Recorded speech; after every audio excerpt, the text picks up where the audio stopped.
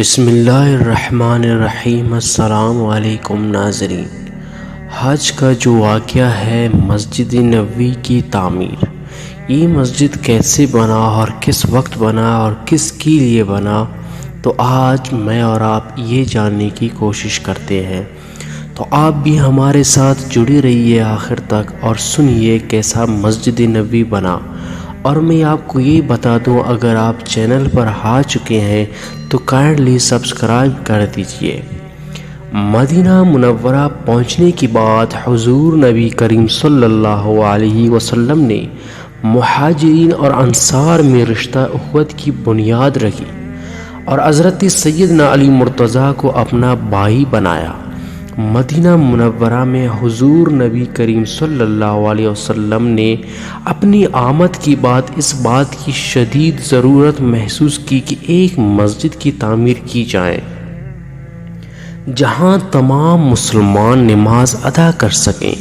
اس کا مقصد کے لیے حضور نبی کریم صلی اللہ علیہ وسلم نے رہائشگاہ کے نزدیک ایک باغ جس کا نام بن النجار تھا، اور یہ باغ 2 یتیم بچوں کی ملکیت تھی، اسے مسجد کے لیے پسند کیا۔ حضرت سیدنا ابو بکر صدیق رضی اللہ تعالی عنہ نے اس باغ کی قیمت ادا کی اور اسے وقف کر دیا۔ اس باغ میں چند درخت اور کھنڈرات کے علاوہ کچھ مشرکین کی قبریں بھی موجود تھے جنہیں ہموار کر دیا گیا، اور نبی کریم صلی اللہ علیہ وسلم نے اپنے دست مبارک سے اس مسجد کی نبی بنیاد رکھی اور مسجد کی تعمیر کا کام شروع ہوا۔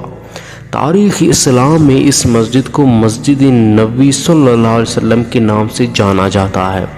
مسجد نبوی کی تعمیر میں حضرت سیدنا علی مرتضیٰ بھی دیگر صحابہ کرام رضی اللہ تعالی عنہم کی شان بشانہ شامل رہے اور دیواروں کی چنائی کے لیے اینٹیں اٹھا کر لاتے رہے۔